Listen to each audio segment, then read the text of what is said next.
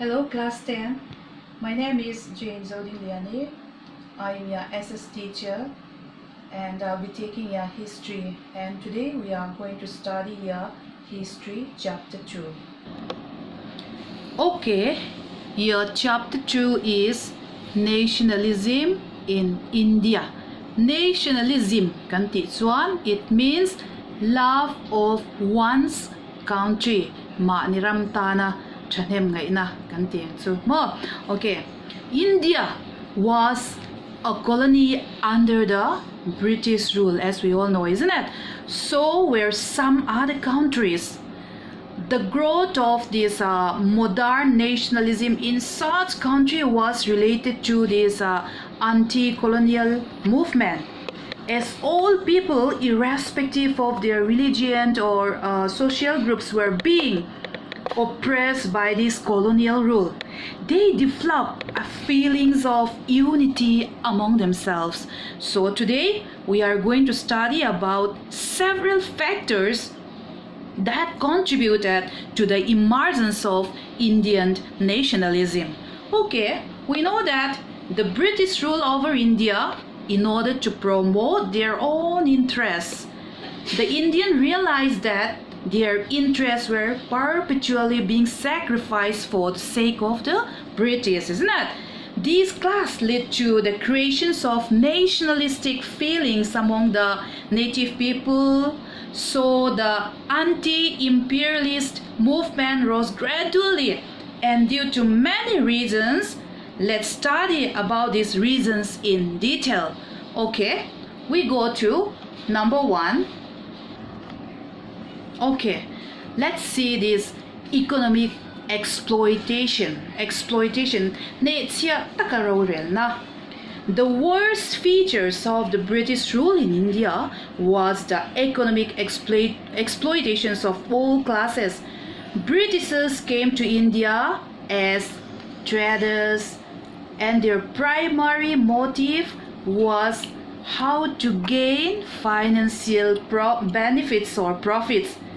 Because of this industrial revolution in Britain, industrial revolution kan ti chuan the use of machine-made goods kan ti kha mo, it necessitates the imports of raw materials from different foreign countries and to search extensive markets for its goods outside.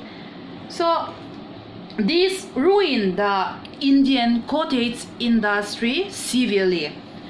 The British ignored the needs for national buildings and welfare activities in core areas such as education and health facilities, and in such calamities, natural calamities ten tuarnasani Indian mi te khan mo, like drought kan ti chuan khokeng kan ti te, and famines tranted la. Relief was not provided to the victim. Who are the victims? The victims were the Indians. Okay.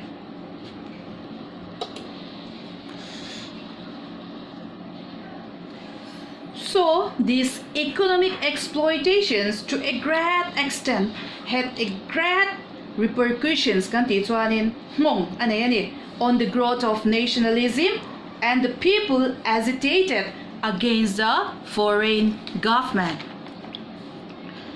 And let's go to the second factors for the rise of nationalism is the very poor conditions of farmers or peasants.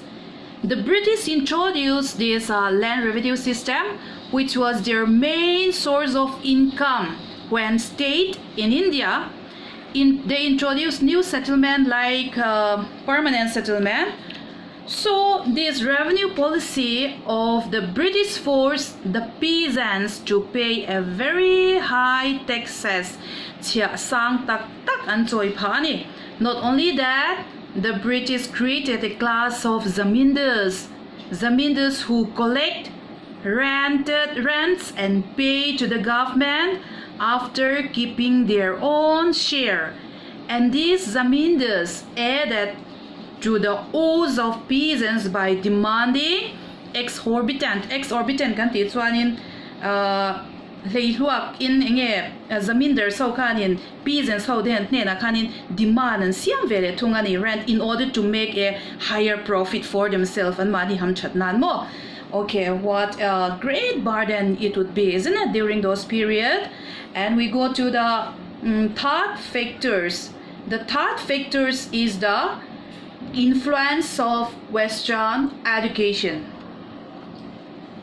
Okay, introduction of Western education in India was another important factor which paved the way for the growth of nationalism in India. There were three main agencies responsible for the spread of modern education in India. They were the foreign Christian missionaries, the British government, and the progressive Indians. Okay, this with the intentions of spreading Christianity among the Indians, the Christian missionary did extensive work in the spread of modern education. The introductions of modern education in India was primarily motivated by the political, administrative, and economic needs of Britain in India. So the British government assigned various key posts of the administration machinery to the English and filled their subordinate posts with the educated Indians. Okay, nasang shim ka Indian mi te ka lekhathiam zok sa phau ai lekhathiam zok ni ma se nasang shim ka an chel tir du ngai lo ani. For example, armia an rank chel thei sang ber chu sibudar subedar kan ti khani. Okay, chuan these some progressive Indians like this Raja Ram Mohan Roy Ate, Ishwar Chandra Vidyasagars, they were the pioneers in the Western Western education in India. As Western education was imparted through the medium of English, it became common language that linked India from different communities and made the exchange of ideas among them possible. Nge lekhathiam chongthiam an ronpung chaweta chuan hemia chang hianin national consciousness kha aron piang ta ni mo maniram ta na chanhem ngai na kha zoi zoin lekhathiam an punta ka chuanin aron piang chawta ni. And then we go to the fourth factors, that is the policy of racial discrimination. Okay, racial discrimination kan ti chuan vunrong in an lo na wanga in clear shana British ho khan Indian mi te kha an clear shang em mani kan ti kha tiro achana phei chuanin zong lian te pon ti nge nge kha. Let's see here. Okay, the racial arrogance and the rude behavior of the Britishers towards Indians had played a significant role in making conscious of their conditions. The British government did not allow the educated Indians to avail any opportunities to serve in higher administration posts. Ka kan soi tuang khanin I post sang zo ka khan lekhathiam zo po ni se an vunrong in an lo na wang shim po khan an clear sang to shim ani. That's very bad, isn't it? Dik laulu to ken rawan relani. Even in the army ka kan soi to ka, and Indian soldiers were not paid as much as the British soldiers ka. An rank ka main low nge an pay ya po khan an clear sang lezer nge Indian soldiers ka chu an lot lem zok zel tin hani chu. But instead, this resentment of this Indian against this repressive policy and racial arrogance of the British authorities helped the Indians in strengthening Indian nationalism. Kami avang taka kami an musit na vang kanin ma niram ta na chanem ngai na ka aron piang chuak tel ni chu cha tiro in shia chuana aron omtani Indian mi te kha an lo nge enlightenment reforms aron omchan ta ni chu. And now let's go to the fifth factors, that is development of means of transport and communications. Can you see the picture? Okay. Modern means of transport helps in the consolidations of people into modern nations. The British developed railways, telegraph, and a regular postal system in India to facilitate and trading interest. Okay, trading interest an mani tan thawani rail kalkong ten run sia ma Indian ma kan lom me mani ma say what was their real intentions, and real intentions katsu nge an mani log na bung real chuan in nge aron introduce chan kha aron introduce chan chu real chuan in bung ro kha voile khata tam tak tak a person the ani tiro. Okay, in order for their profit ka rail kalkong te rail ten run introduce ani kha. Okay, so this infrastructural development enables Indians to communicate with each other. Indians meet po kanan law mang kaya, and then begin to share views and ideas and thereby develop a sense of unity among the Indians. Okay, till cha tam tak British how in Iran introduce Azara Khan Indian meet in pum khadna asiama maniram ta na chandem ngai na kha aron piang chuak ta ni. And then we go to the 6 factors, that is rediscovering of the Indian past. Okay, when India were developing a sense of inferiority complex, being exploited under the colonial rule, the glorious heritage of India was revived by some Western scholars.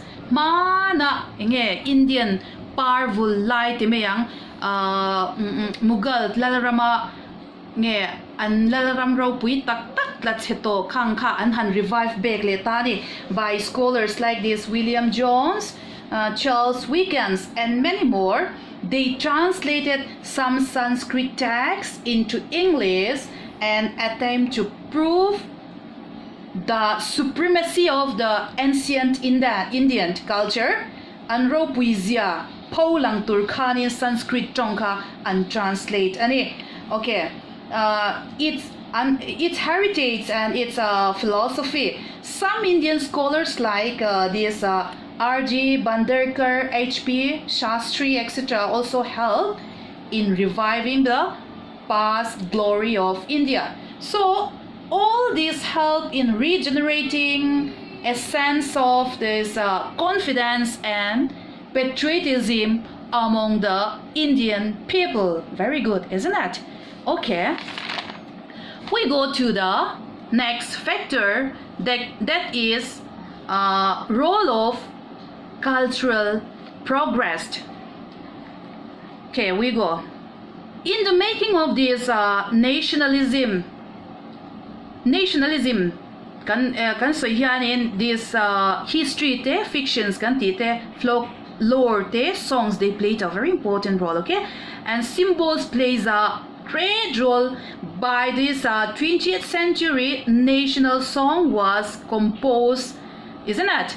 Kan national song chu engeni kha Vande Mataram mo. Who composed it? A composed to kha tungeni kha Bamkin Chandra Chattopadhyay. Okay, through these songs, many young Indians join hands in fighting against the spirit uluk takin kha la thukan han ngai thawang wanga maniram ta na chandem ngai na kha ron pianga. Okay, chuanin Indian ram chalai rual te khanin nge ken pen ve ta ni maniram tan tin. And we go to the last factor, that is the outbreaks of the First World War. Okay, Indo pui pakhan na hian in Indian rampo khan na sa takin ang hong ve ni. When the First World War broke out in 1919 in Europe, it had far-reaching consequences in the entire world. It was actually, could have said, to ignite the fight for India's independence. It ignited the spirit of this nationalism in India he in do pui pakhat na awang hian Indian chuan in pum khat na oma maniram ta na thanem ngai na aron om ta zalen na swal du na ril ru kha aron piang chuak ta zo ka ni ra tha chwa zo ka ni mo le lam taka chuan in ke. And then by the end of this World War I in 1918, a new generations of politically conscious nationalists emerged. The stage was thus set for the entry of Mohandas Karamchand Gandhi. Okay, in my next class, we will discuss about the notions of his Gandhi's satyagraha and how he used in the non-cooperation movement. Okay, voina tan chuan khati zong khani se in homework tan chuan pakhat lek kapeng cheunga in huang khianin state any 4 factors responsible for the rise of nationalism in India in the 19th century here in lo chaidonia from my explanation. Okay, stay safe, stay home, do regular physical exercise, and always keep in touch with your book.